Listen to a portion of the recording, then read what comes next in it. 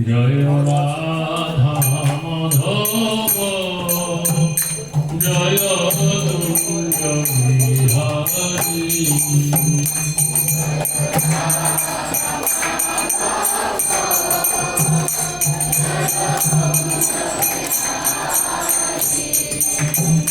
বিহারী জয় রাধা মাধব জয় কুঞ্জ বিহারী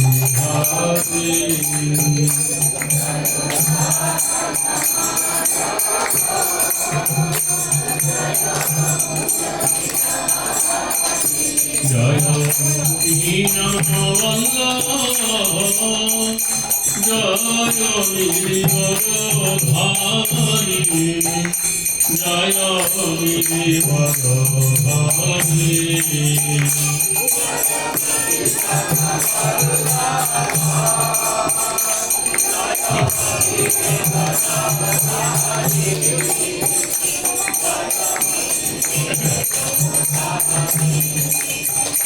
জয় যদুরানন্দ জয় ব্রজরঞ্জন জয় জয় যদুরানন্দ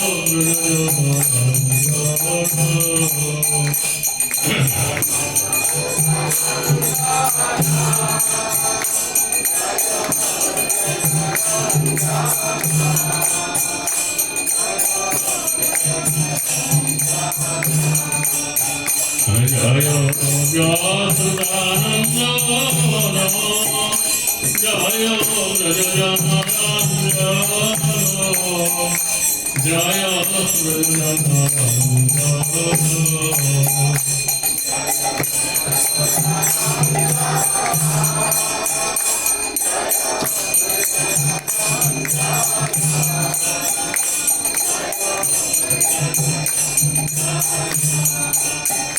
জয়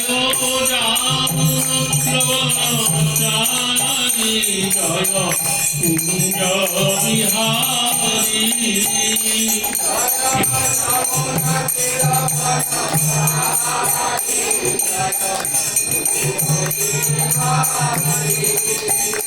জয় রামচরণচারী জয় গোবর্ধনধারী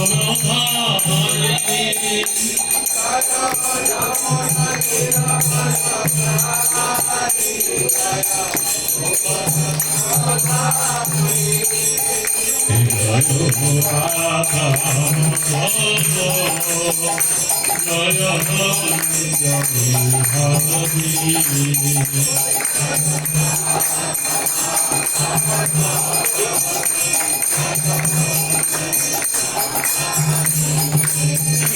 জয় শ্রী কৃষ্ণ চৈতন্য প্রভু নিত্যানন্দ শ্রী অদ্বৈত গদাধর শিবাসাদি গর্ভবতী জয় শ্রী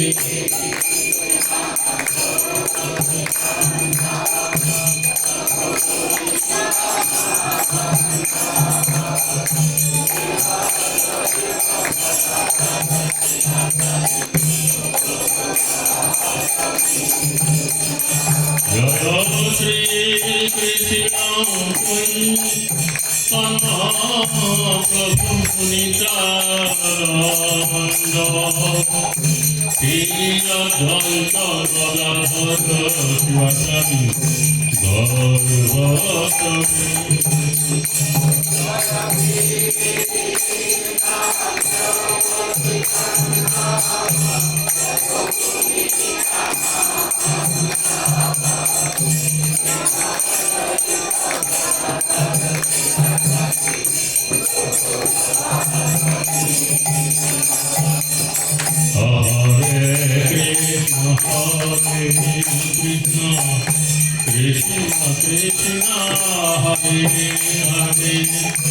Hare Rama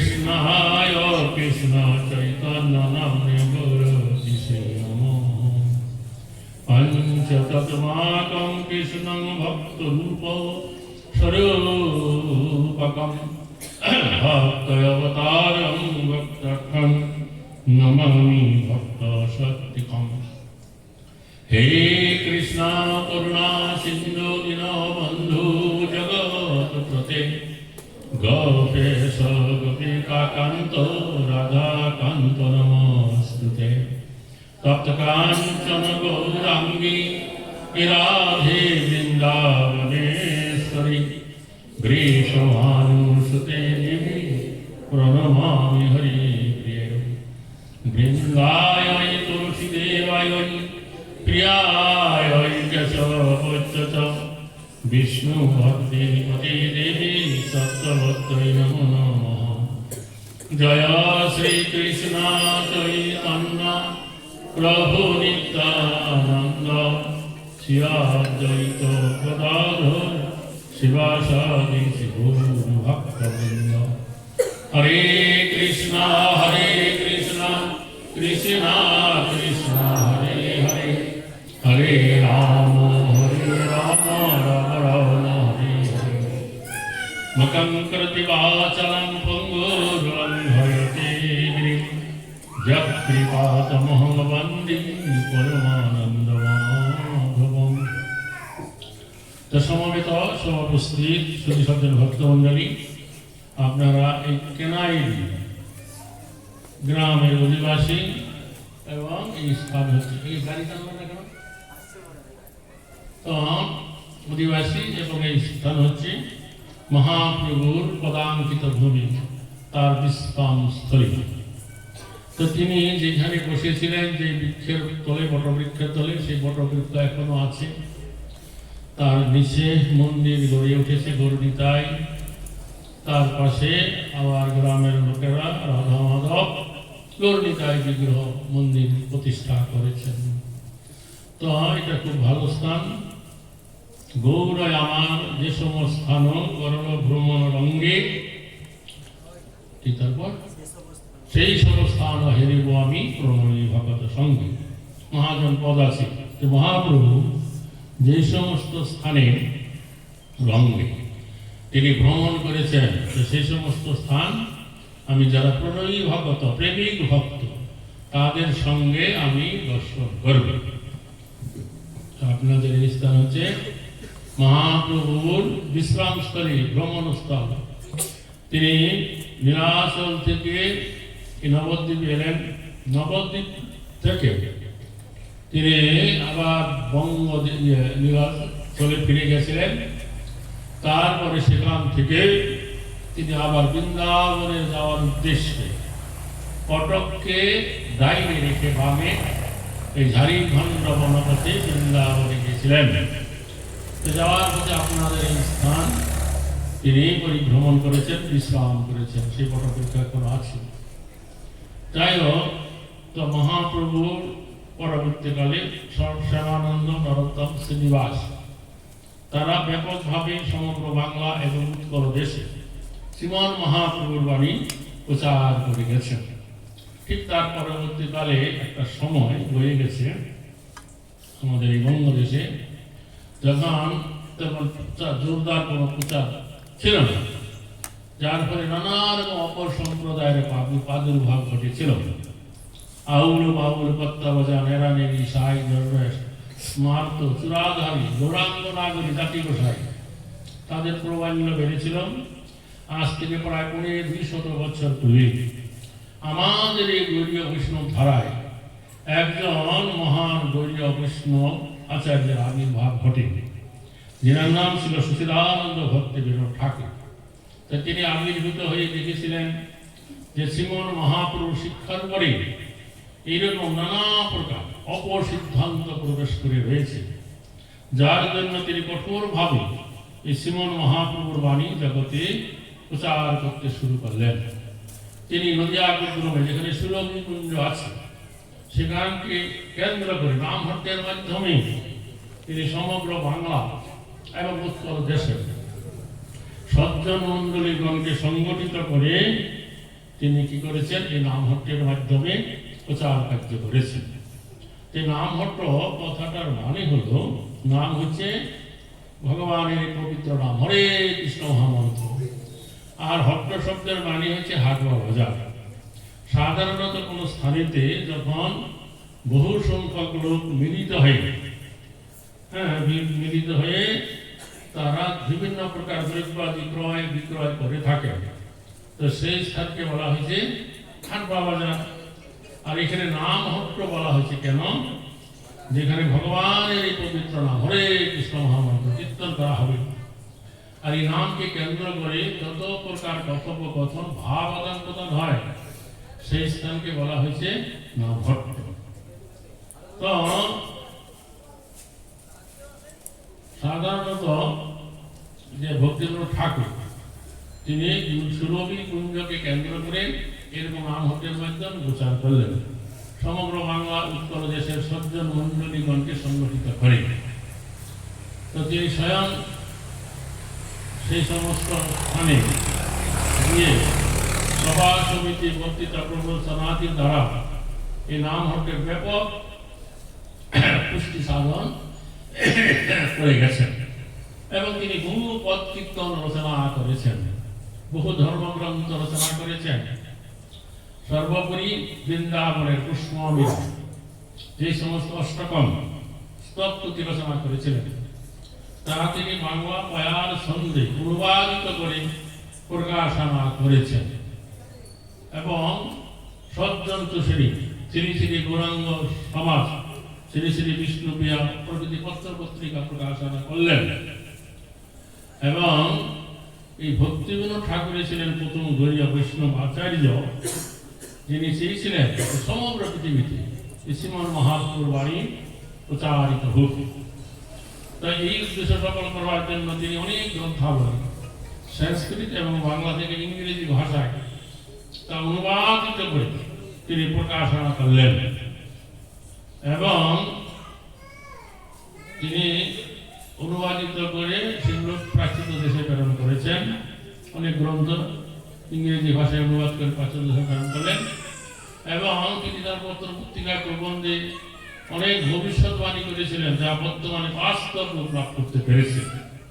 তিনি তার একটা পত্রিকার প্রবন্ধে লিখেছিলেন, আহা সেই দিন কবে হবে যেই দিন ইংল্যান্ডে, ফ্রান্সে, রাশিয়ায়, প্রুশিয়ায় তদ্দেশের ভাগ্যবন্ত পুরুষ সকল তারা তাদের নিজ নিজ নগরে নিশান ডঙ্কা খোল করতাল আদি লইয়া মুহুর্মুহু হরিনাম সংকীর্তনের তরঙ্গ উঠাইবেন, সেই দিন কবে হবে।